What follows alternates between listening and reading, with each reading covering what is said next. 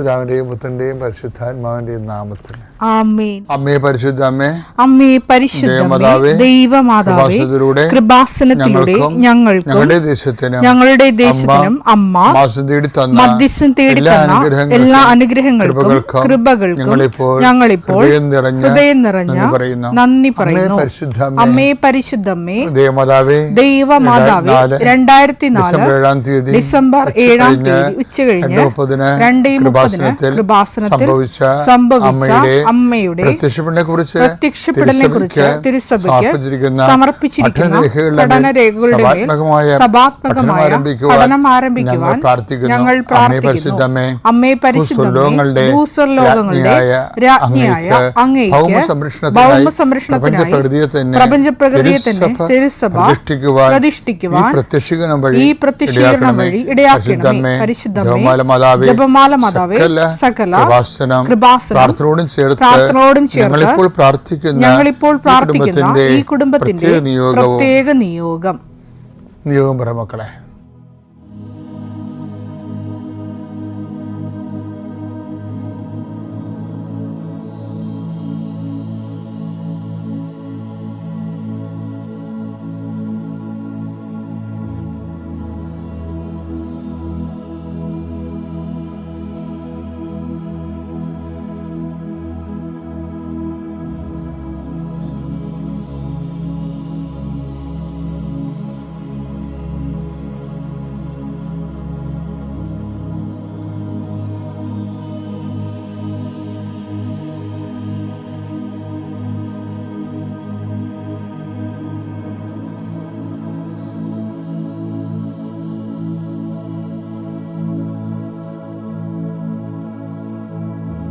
അമ്മയുടെ പ്രത്യക്ഷീകരണത്തിന്റെ ഈ അനുഗ്രഹവേളയിൽ ഞങ്ങൾക്ക് സാധിച്ചു തരുവാൻ കനിയണമേ. ആമേൻ. കർത്താവേ, നിന്റെ ഉന്നതമായ നാമത്തിന് സ്തോത്രം ചെയ്യുന്നു. കർത്താവേ, നിന്റെ വിശുദ്ധ പൗരോഹിത്യത്തെ മഹത്വപ്പെടുത്തണമേ. കർത്താവ്, ഈ പ്രഭാതത്തിലെ അങ്ങയുടെ മക്കളെ കാത്തു കൊതിച്ചിരിക്കുകയാണ് ഈശോയെ. നിന്റെ വലതുകരത്തിന്റെ ഒരാശീർവാദം കിട്ടാൻ വേണ്ടി കർത്താവേ, ഇന്ന് യാത്രയ്ക്ക് ഒരുങ്ങുന്ന ഓരോ മക്കളുണ്ട്. ഓരോ ഉദ്യമങ്ങളിലൂടെ മനസ്സിൽ വിചാരിച്ചുകൊണ്ട് പോണവരുണ്ട്. ഓരോ ലക്ഷ്യങ്ങൾ മനസ്സിൽ വെച്ച് പോകുന്നവരുണ്ട്. കർത്താവേ, നിന്റെ തിരുമുറുവാർന്ന് ആണിപ്പെടുതാന്ന് വലതുകരം മക്കളുടെ ശിരസ് വെക്കണമേ. അവർ പോകുന്നിടത്തേക്കല്ല, നീ പോകുന്നിടത്തേക്കെല്ലാം ഞാൻ നിന്റെ കൂടെ വരുമെന്ന് കർത്താവ് അങ്ങ് പറഞ്ഞിട്ടുണ്ടല്ലോ ഈശോയെ. അങ്ങയുടെ സഞ്ചാര സാന്നിധ്യം അങ്ങയുടെ മക്കളുടെ കൂടെ ഉണ്ടായിരിക്കണമെന്ന് പ്രാർത്ഥിക്കുന്നു. കർത്താവേ, ഉദ്യോഗത്തിൻ്റെ കാര്യത്തിന് വേണ്ടി പോകുന്നവരുണ്ട്, പഠന കാര്യങ്ങൾക്ക് വേണ്ടി പോകുന്നവരുണ്ട്, ജീവിത വ്യാപാരങ്ങൾക്ക് സാമ്പത്തിക കാര്യങ്ങൾക്ക് വേണ്ടി പോകുന്നവരുണ്ട്, ജോലി സംബന്ധമായ കാര്യങ്ങൾക്ക് വേണ്ടി പോകുന്നത് അവരുടെ എല്ലാം കർത്താവിന് തിരുസേന സമർപ്പിക്കുന്നു. ടെസ്റ്റ്, ഇൻ്റർവ്യൂ, പരീക്ഷ, അതുപോലെ ഏജൻസി, ക്രയവിക്രയങ്ങൾ, ജീവിതമാർഗങ്ങൾ, വിദൂര യാത്രകൾ, അങ്ങനെ ബന്ധുത്വം മുറക്ക് പോകുന്ന വിവാഹയാത്രകൾ, ഈശോയെ എവിടെയെല്ലാമൊക്കെ പോകുന്നു അവിടെയെല്ലാം അങ്ങയുടെ മക്കളുടെ കൂടെ നീ ഉണ്ടാകണമേ എന്ന് പ്രാർത്ഥിക്കുന്നു. ഇന്നത്തെ മുഴുവൻ യാത്രകളിൽ കർത്താവ് നിൻ്റെ കൂടെ ഉണ്ടാവുകയും മാതാവ് നിൻ്റെ വലതുകരം ഗ്രഹിക്കുകയും സഞ്ചാരി മാതാവ് രാത്രി നീ തിരികെ വരുമ്പോൾ നിന്നെ ആരോഗ്യത്തോടെയും സമാധാനത്തോടെയും സുരക്ഷിതമായി ദൈവം നിന്നെ തിരികെ എത്തിക്കുകയും ചെയ്യട്ടെ. നിത്യം പിതാവും പുത്രനും പരിശുദ്ധാത്മാവിനെ വിശ്വാസ പ്രമാണം. സർവശക്തനായ പിതാവും ആകാശത്തിന്റെയും ഭൂമിയുടെയും സൃഷ്ടാവുമായ ദൈവത്തിൽ ഞാൻ വിശ്വസിക്കുന്നു. അവിടുത്തെ ഏകപുത്രനും ഞങ്ങളുടെ കർത്താവുമായ ഈശോ മിശിഹായിലും ഞാൻ വിശ്വസിക്കുന്നു. ഈ പുത്രൻ പരിശുദ്ധാത്മാവിനാൽ ഗർഭസ്ഥനായി കന്യകാമറിയത്തിൽ നിന്ന് പിറന്ന് പൊന്തിയോസ് പീലാത്തോസിന്റെ കാലത്ത് പീഡകൾ സഹിച്ച് കുരിശിൽ തറയ്ക്കപ്പെട്ട് മരിച്ച് അടക്കപ്പെട്ട് പാതാളങ്ങളിൽ ഇറങ്ങി മരിച്ചവരുടെ ഇടയിൽ നിന്ന് 3-ാം നാൾ ഉയർത്ത് സ്വർഗത്തിലേക്ക് എഴുന്നള്ളി സർവശക്തിയുള്ള പിതാവായ ദൈവത്തിന്റെ വലതുഭാഗത്തിരിക്കുന്നു. അവിടെ നിന്ന് ജീവിക്കുന്നവരെയും മരിച്ചവരെയും വിധിക്കുവാൻ വരുമെന്നും ഞാൻ വിശ്വസിക്കുന്നു. പരിശുദ്ധാത്മാവിലും ഞാൻ വിശ്വസിക്കുന്നു. വിശുദ്ധ കത്തോലിക്കാ സഭയിലും പുണ്യവാന്മാരുടെ ഐക്യത്തിലും പാപങ്ങളുടെ മോചനത്തിലും ശരീരത്തിന്റെ ഉയർപ്പിലും നിത്യമായ ജീവിതത്തിലും ഞാൻ വിശ്വസിക്കുന്നു. ആമേൻ. സുഖസ്ഥനായ ഞങ്ങളുടെ പിതാവേ, അങ്ങയുടെ നാമം പൂജിതമാകണമേ. അങ്ങയുടെ രാജ്യം വരണമേ. അങ്ങയുടെ തിരുമനസ് സ്വർഗത്തിലെ പോലെ ഭൂമിയിലും ആകണമേ. അന്നു വേണ്ടുന്ന ആഹാരം ഇന്ന് ഞങ്ങൾക്ക് തരണമേ. ഞങ്ങളോട് തെറ്റ് ചെയ്യുന്നവരോട് ഞങ്ങൾ ക്ഷമിക്കുന്നത് പോലെ ഞങ്ങളുടെ തെറ്റുകൾ ഞങ്ങളോടും ക്ഷമിക്കണമേ. ഞങ്ങളെ പ്രലോഭനത്തിൽ ഉൾപ്പെടുത്തരുതേ, തിന്മയിൽ ഞങ്ങൾ രക്ഷിക്കണമേ. ആമേൻ. നന്മ നിറഞ്ഞ മറിയമേ, സ്വസ്തി. കർത്താവ് അങ്ങയുടെ കൂടെ സ്ത്രീകളിൽ അങ്ങ് അനുഗ്രഹിക്കപ്പെട്ടവളാകുന്നു. അങ്ങയുടെ ഉദരത്തിൻ ഫലമായി ഈശോ അനുഗ്രഹിക്കപ്പെട്ടവനാകുന്നു. പരിശുദ്ധ മറിയമേ, തമ്പുരാന്റെ അമ്മേ, പാപികളായ ഞങ്ങൾക്ക് വേണ്ടി ഇപ്പോഴും ഞങ്ങളുടെ മരണസമയത്തും തമ്പുരാനോട് അപേക്ഷിക്കണമേ. ആമേൻ. പ്രിയപ്പെട്ടവരെ, ഈ ഡ്രൈവിംഗ് പഠിക്കുന്ന ഒത്തിരി ആൾക്കാർ, ഈ 10-40 വയസ്സുള്ള ആൾക്കാരൊക്കെ വന്നിട്ട് എൻ്റെ അടുത്ത് കരയുവേ, അച്ഛാ ഈ ദുബായിലെ ലൈസൻസ് ഡ്രൈവിംഗ് ലൈസൻസിനാണ് ഇപ്പോൾ 8 പ്രാവശ്യം എടുത്തച്ച, എന്നിട്ട് തോറ്റുപോയി. കാര്യം അവർ നമ്മൾ പറയുമ്പോൾ ഞാനതൊക്കെ ഭയങ്കര സീരിയസ് ആയിട്ട് എടുക്കുന്ന ആളാണ്. കാര്യം എനിക്ക് അങ്ങനെ ഒരാൾ പറയുമ്പോൾ എൻ്റെ മനസ്സിൽ എന്തറിയാം, അയാളുടെ ഭാര്യ, അവരുടെ കടങ്ങൾ, അവരുടെ പെൺകുഞ്ഞുങ്ങൾ, അവരുടെ പഠിത്തം, ഇങ്ങനെ കുറേ കാര്യം ഞാൻ ചിന്തിക്കും. കാര്യം ചിലപ്പോൾ ആ ഒറ്റ ഡ്രൈവിങ്, ആ വളയം കൊണ്ടായിരിക്കണം തിരിച്ചാണ് ഈ കുടുംബത്തെ മുഴുവൻ കൊണ്ടുപോകേണ്ടത്. ഇപ്പം ഞാനാണെങ്കിൽ അത് കൊണ്ടുപോയി കർത്താവിൻ്റെ അടുത്ത് പട്ടാങ്ങി പറയും, കർത്താവേ ഈ മനുഷ്യന് ശ്രദ്ധയില്ലാത്തതാണ്, അതൊന്നും ഈ കാര്യമാക്കണ്ട. ഉടമ്പടി നോട്ട് ബൈ മെറിറ്റ് വർക്ക് ചെയ്യേണ്ടതാണ്, ബട്ട് ബൈ ഗ്രേസ്. ഈ not by merit but by grace എന്നുവെച്ചാൽ നിൻ്റെ കഴിവല്ല, എൻ്റെ കൃപയെന്ന് ദൈവം അത് ഉണ്ടാക്കിയത് തന്നെ എന്തിനാണെന്നറിയാവോ? നമ്മളുടെ പരാധീനതകളെ പരിഹരിക്കാൻ വേണ്ടിയാണ്. അപ്പം നമുക്കതിൽ വിശ്വാസം. അതുകൊണ്ട് ഉടമ്പടിയിൽ ഒത്തിരി പേര് ഉടമ്പടിയുടെ കാമ്പറിയാവുന്നവരൊക്കെ രക്ഷപ്പെടുന്നുണ്ട്. കാമ്പും കാത് അറിയാൻ പറ്റാത്തവർ ഇപ്പോഴും ഇരുട്ടി തപ്പറുണ്ട്. കാമ്പറിയാവുന്നവരെല്ലാവരും രക്ഷപ്പെടും. കാര്യം അത് ആ ഒരു കറക്റ്റ് ഫോർമുലയാണല്ലോ. അതിനപ്പം ഇനി ആർക്കത് ഉണ്ടാക്കാൻ പറ്റുന്നത് അതിനൊക്കെ വലിയ ഫോർമുല ദൈവമായിട്ട് റിലേഷനിൽ വരാൻ വേണ്ടി. അപ്പം അത് ദൈവം നമുക്ക് വെളിപ്പെടുത്തി അമ്മയുടെ പ്രത്യക്ഷീകരണമായിട്ട് ബന്ധപ്പെടുത്തി അമ്മയുടെ പ്രത്യക്ഷീകരണം സ്ഥിരീകരിക്കാൻ പറ്റിയ അടയാളം കിട്ടാൻ വേണ്ടി ദൈവം നമുക്ക് തന്നിട്ടുള്ള സംഭവമാണ് ഉടമ്പടി എന്ന് പറയുന്നത്. അപ്പോൾ നമുക്കൊരൊറ്റ കൈ വന്ന നിങ്ങൾ ഈ കാര്യം കാണാൻ വേണ്ടി തൽക്കാലത്തേക്കുള്ള റിലേഷൻ വരുമ്പോൾ ടെമ്പർ റിലേഷൻസ്, എൻ്റെ മക്കളെ എനിക്ക് തോന്നണത് ടെമ്പർ റിലേഷൻസ് നമുക്ക് എല്ലാവരുമായിട്ട് സാക്ഷ്യം, പ്രത്യേകിച്ച് ഈ മലയാളികളെന്ന് പറയുമ്പോൾ നിങ്ങൾക്കറിയാമല്ലോ വലിയ റിലേഷൻസ് ഒന്നും ഉള്ള ആൾക്കാരല്ല. പ്രത്യേകിച്ച് പുതിയ തലമുറ യൂസ് ആൻഡ് ത്രോ അല്ലേ. അപ്പോഴത്തെ ഒരു ആവശ്യത്തിന് അവരുമായിട്ട് കമ്മ്യൂണിക്കബിളായി അത് കഴിയുമ്പോൾ അവിടുന്ന് പോകുന്നു. പിന്നെ വേറൊരു സ്ഥലത്ത് ചെന്ന് അവരുമായിട്ടുള്ള അപ്പം മെയിൻറ്റെയിൻ ചെയ്യാനുള്ള കറണ്ട് മെയിൻ്റെനൻസിന് വേണ്ടിയുള്ള ഒരു ബിസിനസ് അക്കൗണ്ടാണ് ആൾക്കാർ മെയിൻറ്റെയിൻ ചെയ്യുന്നത്. പലപ്പോഴും മലയാളികൾ പലപ്പോഴും അങ്ങനെ തോന്നിയിരിക്കുന്നത്. ഒരു ശാശ്വതമായ റിലേഷൻസ് ഇല്ല. അതുകൊണ്ട് നിങ്ങളുടെ വാട്സപ്പ് നോക്കിയാൽ മതി. നിങ്ങൾ വർഷങ്ങളോളം എല്ലാവരെയും നിങ്ങൾ ഉടനെ അക്കൗണ്ട് കൊണ്ടുവരും. പക്ഷേ എത്ര പേര് അക്കൗണ്ട് നിങ്ങൾ സ്ഥിരമായിട്ട് കണ്ടിന്യൂ ആയിട്ട് വിളിക്കുന്നുണ്ട്, സംസാരിക്കുന്നുണ്ട്. ചില അക്കൗണ്ടൊക്കെ എത്രയോ വർഷങ്ങളായിട്ട് ഡെഡാണ് അല്ലേ. വാട്സപ്പിലെ കുറേ അക്കൗണ്ടുകൾ 2-3 കൊല്ലമായിട്ട് ആരെയും വിളിക്കാത്ത കേസുണ്ട്. നിങ്ങൾക്ക് ആ അക്കൗണ്ട് തുടങ്ങേണ്ട കാര്യമില്ലായിരുന്നു വർഷത്തിൽ. 3 കൊല്ലമായിട്ടൊക്കെ ഒരു അക്കൗണ്ടിന് അങ്ങോട്ടും കമ്മ്യൂണിക്കേഷൻ ഇല്ലെങ്കിൽ ആ അക്കൗണ്ട് തുടങ്ങണേ എന്തിനാ? അപ്പോൾ പക്ഷേ ഈ മലയാളിയുടെ ഒരു പ്രശ്നം ഇങ്ങനെയുള്ള ടെമ്പററി എല്ലാം അവർ ഒരു ആദ്യത്തെ ആവേശത്തിന് കയറി അക്കൗണ്ട് ആക്കും. പിന്നെ അവർ അവിടെ ആ കാലഘട്ടം കഴിഞ്ഞ് പിന്നെ അവർ അക്കൗണ്ട് യൂസ് ചെയ്യത്തില്ല. അത് ഡെഡ് അക്കൗണ്ടാകും. ഞാനത് എൻ്റെ മക്കളോട് എന്താ പറഞ്ഞാൽ ഇങ്ങനെ ഒരു ഡെഡ് അക്കൗണ്ട് ദൈവവുമായിട്ട് നമുക്ക് പറ്റത്തില്ല. ഉടമ്പടി ചില ആൾക്കാരുടെ അക്കൗണ്ട് ഡെഡായിരിക്കണതിൻ്റെ കാരണം അതാണ്. അവർക്ക് ടെമ്പർ റിലേഷൻസേ ഉള്ളൂ. ദൈവവുമായിട്ട് നമുക്ക് ഒരു ഡെഡ് അക്കൗണ്ട് പറ്റത്തില്ല. കാര്യം അക്കൗണ്ട് ആക്കുമ്പോൾ തന്നെ ദൈവത്തിന് അറിയാം ഇത് ഡെഡാണെന്നറിയാം. അപ്പോൾ തന്നെ ആരുടെയെങ്കിലും ഉടമ്പടി അക്കൗണ്ട് ഡെഡായി പോയിട്ടുണ്ട്. ഇന്ന് തന്നെ നിങ്ങൾ അത് പുതുക്കി ദൈവമായിട്ട് ആ പഴയ പ്രസരിപ്പിനും പ്രേക്ഷിത പ്രവർത്തനത്തിലും ഒക്കെ വരണം.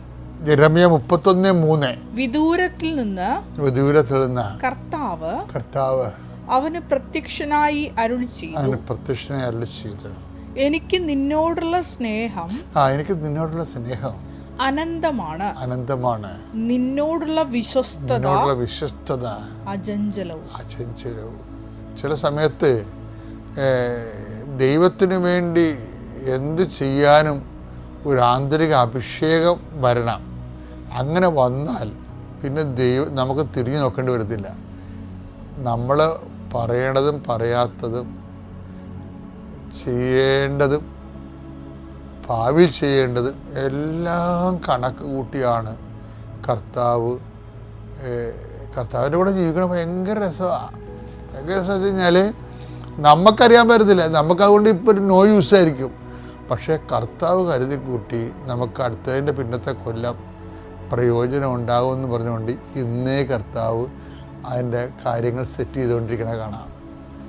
ഞാനീ ദൈവമായിട്ട് നടന്നപ്പോൾ എനിക്ക് മനസ്സിലായ ഏറ്റവും വലിയ സത്യം അതാണ്. അത് നമ്മുടെ അപ്പനെയും പറ്റത്തില്ല, അമ്മയ്ക്കും പറ്റത്തില്ല.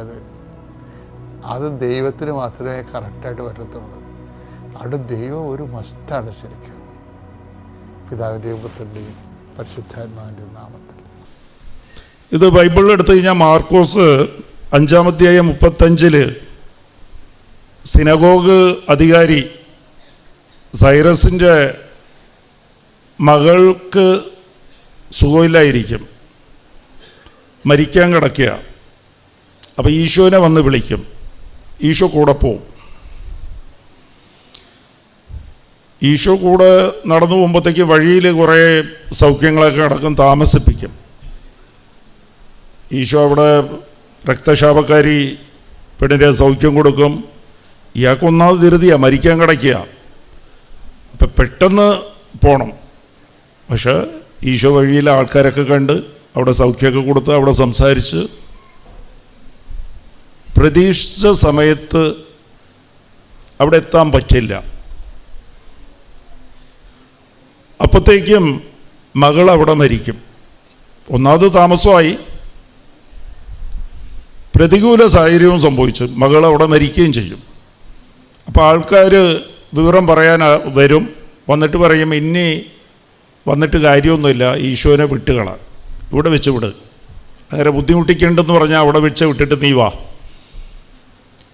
ഇത് തന്നെയാണ് നമ്മളെ ജീവിതത്തിൽ സംഭവിക്കണം. താമസിക്കുമ്പോഴത്തേക്ക് നമ്മൾ ഈശോനെ വിടും, പ്രാർത്ഥന വിടും, എന്നിട്ട് നമ്മളെ ജോലി നോക്കി നമ്മൾ പോകും.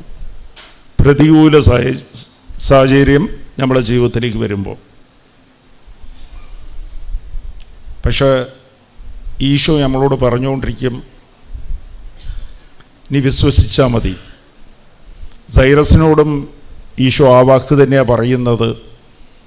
ആൾക്കാർ പറയണതോ സാഹചര്യങ്ങൾ പറയുന്നതോ നീ കാണണ്ട, നീ വിശ്വസിച്ചാൽ മാത്രം മതി. എന്നിട്ട് ഈശോ കൂടെ വരും. അപ്പോൾ ഇയാൾ എന്ത് ചെയ്യും? ഇയാൾ വിട്ടു പോകില്ല. സൈറസ് ഈശോയുടെ കൂടെ പിന്നെയും നടക്കും. പ്രതികൂല സാഹചര്യമായാലും താമസമായാലും കൂടെ നടക്കും. നമ്മൾ പഠിക്കേണ്ടത് അതാണ്, ദൈവത്തെ പഠിക്കേണ്ടത് അതാണ്. നമ്മളുടെ ജീവിതത്തിൽ എന്ത് പ്രതികൂല സാഹചര്യമുണ്ടായാലും പ്രാർത്ഥനയ്ക്ക് ഉത്തരം താമസിച്ചാലും നമ്മൾ കൂടെ നടക്കണം. കൂടെ നടന്നു കഴിയുമ്പോൾ അവിടെ മരിച്ച മോള് ഉയർപ്പിക്കുക ചെയ്യപ്പെടുന്നത്. Price the Lord. അപ്പോൾ എപ്പോഴും ശ്രദ്ധിക്കേണ്ടത് നമുക്ക് താമസം, നമ്മളെ പ്രാർത്ഥനയ്ക്ക് ഉത്തരം എന്തോരം താമസിക്കുന്നു. ചില കാര്യങ്ങൾക്ക് നമ്മൾ വിഷമിച്ച് പ്രതികൂല സാഹചര്യത്തിലും നമ്മൾ ദൈവത്തെ വിടാതെ നമ്മൾ പിടിച്ചു വയ്ക്കുമ്പോൾ ഉള്ള ഗുണമെന്താ എന്ന് വെച്ചാൽ നമുക്ക് അനുഭവം കൂടുതലായിരിക്കും. ഈശോ സമയത്ത് വന്നേച്ചെങ്കിൽ ചിലപ്പോൾ പനി മാത്രം മാറും. ഒരു 103 ഡിഗ്രി ടെമ്പറേച്ചർ ചിലപ്പോൾ നോർമലിലേക്ക് വരും, അത്രേ ഉള്ളൂ, വേറെ കാര്യമൊന്നുമില്ല. ഇവിടെ ഒരിക്കലും ആരും ചെയ്യാൻ പറ്റാത്ത പറഞ്ഞാലും വിശ്വസിക്കാത്ത കാര്യങ്ങൾ നമ്മളെ ജീവിതത്തിൽ നടക്കും. പക്ഷേ നമ്മൾ ശ്രദ്ധിക്കേണ്ടത് ദൈവത്തെ വിടാതെ പിടിച്ചു നിൽക്കണം. ഒരു കാലത്തും ദൈവത്തെ വിട്ടു പോകരുത്. അതുതന്നെയാണ് യഥാർത്ഥ ആരാധന. ദൈവത്തെ മഹത്വപ്പെടുത്തും. ഞാൻ ഏത് സാഹചര്യത്തിലും ദൈവത്തെ വിട്ടു പോകില്ല. അത് യഥാർത്ഥ ആരാധനയാണ്. അത് യോബിൻ്റെ പുസ്തകത്തിൽ 2-ാം അധ്യായം 10-ാം തിരുവചനം നോക്കിക്കഴിഞ്ഞാലും ശ്രദ്ധിക്കേണ്ട ഒറ്റ കാര്യമാണ്, ദൈവത്തെ ആരാധിക്കുമ്പോൾ ദൈവത്തിൻ്റെ കൂടെ ദൈവത്തിൻ്റെ സ്വന്തം ആകണമെന്ന് ആഗ്രഹിക്കുന്നവർ, ദൈവത്തിൻ്റെ വിളിയുണ്ട്. എല്ലാം എൻ്റെ സ്വന്തം മക്കളാണ്, എല്ലാവരും എൻ്റെ അടുത്ത് വരിക. പക്ഷെ അതിൽ ശ്രദ്ധിക്കേണ്ടത് യോബ് ചെയ്തത് എന്താ? എല്ലാ പ്രതികൂല സാഹചര്യത്തിലും എല്ലാ സഹനത്തിലും ദൈവത്തിനെതിരെ ഒരു വാക്ക് പോലും യോബ് പറഞ്ഞില്ല. അതായിരുന്നു അയാളുടെ അംഗീകാരം. ദൈവത്തിൻ്റെ മുമ്പിൽ എൻ്റെ സ്വന്തമാണ്, ഈ മകൻ എൻ്റെ സ്വന്തമാണെന്ന് പിശാചിനോട് ദൈവം പറയുന്നത് അതുകൊണ്ടാണ്. ദൈവം അതെല്ലാം ശ്രദ്ധിക്കും. എല്ലാ സാഹചര്യത്തിലും എല്ലാ സഹനത്തിലും എല്ലാ വേദനയിലും ദൈവത്തിനെതിരെ ഒരു വാക്കുപോലും പറയരുത്. 1 പത്രോസ് 2:19 അതുതന്നെയാണ് പറയണത്. ദൈവം നിന്നെ അംഗീകരിക്കണമെങ്കിൽ, നിന്നെ അനുഗ്രഹിക്കണമെങ്കിൽ നീ ദൈവത്തിൻ്റെ കൂടെ നിൽക്കണം. നിനക്കെതിരെ എന്ത് അന്യായം സംഭവിച്ചാലും, അന്യായം സംഭവിക്കുക നമുക്കെതിരെ, നമ്മളെല്ലാം ചോദ്യം ചോദിക്കും, ദൈവത്തിനെതിരെ കുറ്റം പറയും. ഞാൻ നിൻ്റെ പുറകെ നടന്നിട്ട് എനിക്കെന്താ ഇങ്ങനെ സംഭവിക്കുന്നത്? അപ്പോൾ എല്ലാം 1 പത്രോസ് 2:19 പരിശുദ്ധാത്മാവ് പറയുന്നതാണ്. നിൻ്റെ ജീവിതത്തിൽ എന്ത് അന്യായം സംഭവിച്ചാലും, ന്യായം പടി നോക്കിക്കഴിഞ്ഞാൽ അത് സംഭവിക്കാനേ പാടില്ല. പക്ഷെ അത് സംഭവിച്ചു കഴിഞ്ഞാലും ആരോട് പറഞ്ഞാലും നീ വിട്ടിട്ട് പോടി, എന്തിനാ ഇയാളോട് ജീവിക്കുന്നത്? നിന്നോടിങ്ങനെ തെറ്റ് ചെയ്താൽ നീ അവർക്കെതിരെ പ്രതികരിച്ചാൽ മതി, നീ തിരിച്ചു പറ. ഇതൊക്കെ പറയും ആൾക്കാർ, ന്യായപ്പടി അതൊക്കെയാണ് പറയേണ്ടത്. പക്ഷേ നിനക്ക് അന്യായം സംഭവിക്കുമ്പോഴും നീ ദൈവത്തിൻ്റെ കൂടെ ചേർന്ന് നിൽക്കുമ്പോൾ നിനക്ക് അംഗീകാരമാണ്. അത് ശ്രദ്ധിക്കണം. ഇതൊക്കെയാണ് ദൈവം നോക്കുന്നത്. ഇത്രയും 1 കോടി ജനങ്ങൾ അവിടെ ഉണ്ടെങ്കിലും അതിലെൻ്റെ സ്വന്തം, എൻ്റെ മക്കൾ എന്ന് ദൈവം നോക്കുന്നത് ഇതൊക്കെയാണ്. ബാക്കിയെല്ലാം ദൈവം നോക്കിക്കോളും. നമ്മെല്ലാം ഇത് പിശാചിൻ്റെ പിടിയിൽ വീഴരുത്. പിശാച് ഇതാ ധരിപ്പിക്കുന്നത്. ഞാൻ ഇത് പ്രാർത്ഥനയ്ക്ക് വന്നപ്പോൾ 2003 ഞാൻ കൃപാസനത്തിൽ വരുന്നത്. 2003 വരെ എൻ്റെ കച്ചവടം ടോപ്പായിരുന്നു. എൻ്റെ ബിസിനസ് നല്ല ബിസിനസ്സായിരുന്നു. അമ്മ മാതാവ് തന്നതാ. 1999 തൊട്ട് 2003 വരെ എൻ്റെ നല്ല ബിസിനസ്സായിരുന്നു. അമ്മ തന്നെ ഇങ്ങോട്ട് കൊണ്ടുവന്നാൽ ഇവിടെ വന്ന്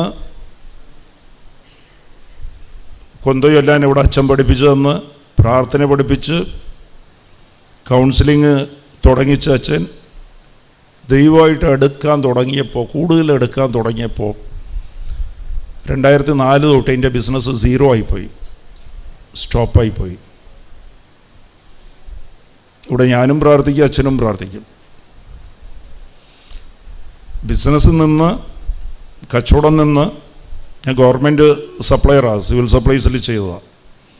2008 ആയപ്പോഴത്തേക്കും ബിസിനസ് നിന്നാൽ മാത്രമല്ല, എനിക്കെതിരെ കുറേ കേസുകൾ, 10-18 കേസ്, CBI കേസ് വരെ, പ്രതികൂല സാഹചര്യങ്ങൾ എല്ലാം വന്നു. ആലോചിച്ചു. അപ്പോൾ പ്രതികൂല സാഹചര്യം പ്രാർത്ഥിച്ചിട്ട് സംഭവിക്കുന്നൊന്നുമില്ല. ഒരു കച്ചവടം തുടങ്ങാൻ പറ്റില്ല. അതിൻ്റെ ഒരു പ്രാർത്ഥനയില്ലാത്തവരൊക്കെ അവിടെ കച്ചവടം ചെയ്തുകൊണ്ടിരിക്കുക. ഗവൺമെൻറ് കച്ചവടം. എന്നെ അവർ ബ്ലാക്ക് ലിസ്റ്റിൽ പെടുത്തിയിരിക്കുക. കേസായി, അകത്ത് കയറാൻ പറ്റില്ല. എന്നിട്ടും ഞാൻ വിട്ടില്ല. അത് മാതാവിൻ്റെ കൃപയാണ്, മാതാവിൻ്റെ അനുഗ്രഹമാണ്. ഇവിടെ നിന്ന് വിട്ടുപോയില്ല. അച്ഛൻ എന്നെ പഠിപ്പിച്ച് 2015 എന്ന് വെച്ചാൽ ഏകദേശം 10-11 കൊല്ലം ഞാൻ ഇതിനു വേണ്ടി പ്രാർത്ഥിക്കുന്ന നടക്കേ മാത്രമല്ല, പ്രതികൂല സാഹചര്യങ്ങളും, കേസുകൾ, വിജിലൻസ്, ഇൻകം ടാക്സ്, CBI, അതിൻ്റെ അങ്ങേയറ്റം വരെ കേസുകളാണ്. പക്ഷെ 10-11 കൊല്ലം കഴിഞ്ഞപ്പോൾ അവിടെ അന്ന് തന്നെ നടന്നേച്ചെങ്കിൽ ദൈവം ചിലപ്പോൾ ചെറിയൊരു ബിസിനസ്സും തന്ന് ഒതുക്കി വിടുമായിരുന്നു. ഈ 11 കൊല്ലത്തിൽ ദൈവ ജോലിക്ക് വേണ്ടി വളർത്തി വിളിച്ചെന്നെ. അതുമാത്രമല്ല, ഈ പ്രാർത്ഥന അവിടെ ഡെപ്പോസിറ്റായിട്ട് കിടക്കുകയില്ല. ബിസിനസ്സിന് വേണ്ടിയിട്ടുള്ള പ്രാർത്ഥന നമ്മൾ ഒരു പ്രാവശ്യം പ്രാർത്ഥിച്ചാൽ തന്നെ എപ്പോഴും ശ്രദ്ധിക്കുക, ദൈവത്തിന് നല്ല ചെവിയാണ്. ദൈവം കേൾക്കാതൊന്നും ഇരിക്കില്ല. ദൈവം അതെടുത്ത് നിനക്ക് വലിയ അടയാളങ്ങൾ തന്നെ അത് ഡെപ്പോസിറ്റാക്കി വെക്കും, അവിടെ വെച്ചിരിക്കും. അവിടെ ഇനിയും പോരട്ടെ എന്ന് പറയും പ്രാർത്ഥന, കൂടെ നിൽക്കുവാന്ന്. എന്നിട്ട് 2015 ആയപ്പോഴത്തേക്കും ഞാനൊരു 150 കച്ചവടക്കാരിൽ ഒരാളായിരുന്നു. ഒരു മൂലയ്ക്ക് ഒരു കച്ചവടം ചെയ്യുമായിരുന്നു പണ്ട് 2003 വരെ. അതിൽ ഏറ്റവും ഫസ്റ്റായിട്ട് എന്നെ ഉയർത്തി 2015 ആയപ്പോഴത്തേക്കും. ഇന്നും നമ്പർ 1 ആയിട്ടാണ് ഞാൻ ചെയ്തുകൊണ്ടിരിക്കണം കച്ചവടം എല്ലാത്തിലും. അതാ ദൈവം. ഒരാൾക്കും കോമ്പറ്റീറ്റ് ചെയ്യാൻ പറ്റണില്ല. എനിക്ക് പോലും അതിശയമാണ്. എനിക്ക് അരി എന്താണെന്ന് അറിയില്ല, പക്ഷേ അരിയിൽ ഇന്ന് ഏറ്റവും നല്ല കച്ചവടക്കാരനായനായി. ഇന്നും എനിക്ക് അറിയില്ല ഏത് ജയ അരിയാണ് ഏത് കുറുവയാണെന്ന് ശരിക്കും നോക്കിയാൽ അറിയാൻ പറ്റില്ല എനിക്ക്. പക്ഷെ കച്ചവടം ചെയ്യണ്ട. അപ്പോൾ അത് വലിയ കാര്യമൊന്നുമില്ല. പക്ഷേ ഇതിൻ്റെ ഇടയ്ക്ക് ഈ 11 കൊല്ലം ദൈവത്തിൻ്റെ കൂടെ നിന്നുപോയി. ഏത് കാര്യത്തിലാണോ നമ്മൾ പ്രാർത്ഥിക്കുന്നത്, അതാ ദൈവം പറയണം. ദൈവം അനുഗ്രഹിക്കും. നിനക്ക് നിൻ്റെ ജീവിതത്തിൽ അന്യായങ്ങൾ സംഭവിച്ചാലും നീ എൻ്റെ കൂടെ ചേർന്ന് നിൽക്കുമ്പോൾ ദൈവത്തിൻ്റെ അംഗീകാരം ഉണ്ടാവും. 1 പത്രോസ് 2:19 അതാ പറയണത്. യോബും അംഗീകരിക്കപ്പെട്ടത് അങ്ങനെയാണ്. അവർക്ക് എല്ലാ സഹനവും ദൈവമേ എന്ന് പറഞ്ഞ് പുറകെ നടന്നതാ. പക്ഷെ സഹനം മാത്രം വന്ന് ഒരു സഹനത്തിലും ദൈവത്തെ കുറ്റം പറഞ്ഞില്ല. അതുതന്നെയാണ് ഈശോ പറഞ്ഞത്. അത് അമ്മ മാതാവ് ഇത് തന്നെയാണ്. അമ്മ മാതാവ് ഇതാണ്. സ്വന്തം മകനെ വെച്ചുകൊണ്ട് അവർ സഹനം മാത്രമേ അനുഭവിച്ചിട്ടുള്ളൂ. പക്ഷേ ഇതാ നിൻ്റെ ദാസി, ലൂക്ക 1:38, നീ പറയുന്നത് സംഭവിക്കട്ടെ എൻ്റെ ജീവിതത്തിൽ. അമ്മയ്ക്കറിയാം, എൻ്റെ മകൻ വിചാരിച്ചാലും എൻ്റെ ദൈവം വിചാരിച്ചാലും എന്ത് വിചാരിക്കുക, എൻ്റെ നന്മയ്ക്ക് മാത്രമേ വിചാരിക്കൂ. ഇപ്പോഴത്തെ സാഹചര്യങ്ങളൊക്കെ പോട്ടെ, അതിൽ അവൻ നന്മ കരുതി വെച്ചിട്ടുണ്ട്, മഹത്വം കരുതി വെച്ചിട്ടുണ്ട്. Price the Lord. അപ്പോൾ ഈശോ മാർക്കോസ് 8:34 പറയുന്നത് ഇതാണ്: എന്നെ അനുഗമിക്കണമെങ്കിൽ, എൻ്റെ സ്വന്തം ആകണമെന്നുണ്ടെങ്കിൽ നിന്നെ നിഷേധിച്ചിട്ട് കുരിശെടുത്തോണ്ട് വരിക, എൻ്റെ പുറകിൽ വരിക. Praise the lord. നിഷേധിച്ചിട്ട് കുരിശെടുക്കുക എന്ന് വെച്ചാൽ സഹനം, നിന്നെ തന്നെ നിഷേധിക്കുക.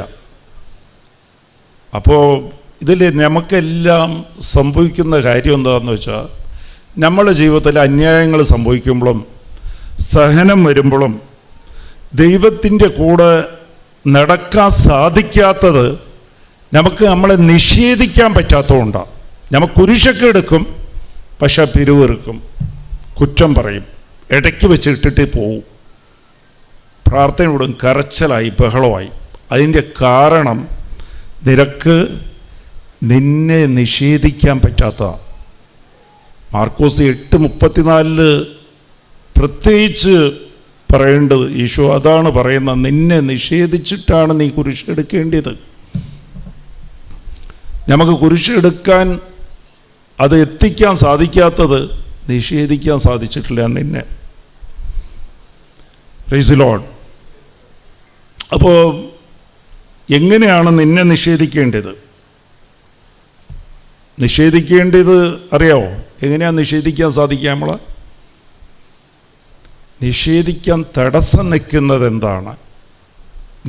നിന്നെ അത് പിശാച് വെച്ചിരിക്കുന്ന ഒരു കണിയാണ്, ഒരു വല വിരിച്ച് വെച്ചിരിക്കുക പിശാച്.